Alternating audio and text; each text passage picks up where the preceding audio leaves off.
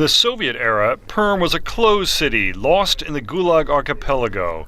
Thousands of prisoners worked and died in the Perm region at labor camps never listed on maps. Factories churned out arms for Soviet allies. But now those weapon orders are in the past.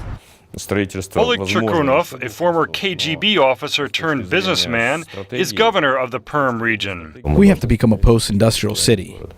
These statues outside his office highlight Governor Cherkunov's bold ambition to transform a Soviet city into a European cultural center. The art show going up here is part of a drive to make Perm exciting and to convince residents to stay.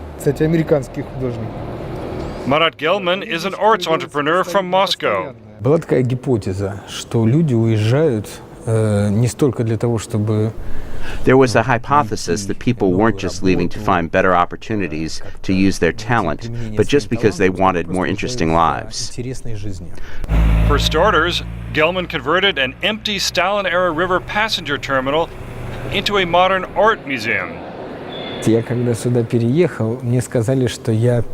When I first moved here, people said I was the only person who moved here of my own free will.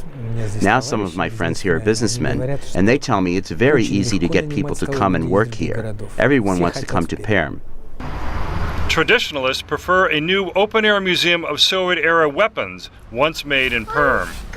Retired librarian Elvira Alexandrevna is not a modern art fan, but she does feel it perks up Perm. I don't like some of the aesthetic choices, like the red people or the letter B on the train station. I prefer classic art as opposed to the avant-gardism. More criticism comes from Igor Averkiev, an opposition activist. He says Perm needs new industrial investment. Люди ищут хорошие, современные рабочие места прежде всего. People are looking for good jobs more than anything else. That's the way it is in Perm and in other cities. Thanks for the entertainment, but it's not helping to keep people here. Instead, Gelman and Governor Cherkunov want to convert part of a former rocket factory into studio space for artists.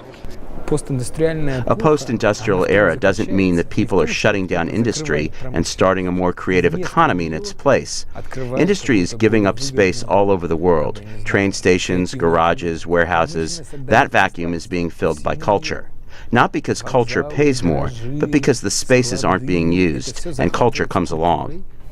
With a former Gulag labor camp drawing tourists, a rocket factory leasing studios to artists, and a former KGB officer leading a cultural makeover, this city on the edge of Siberia represents much of Russia today, struggling to find its post-Soviet, post-industrial future.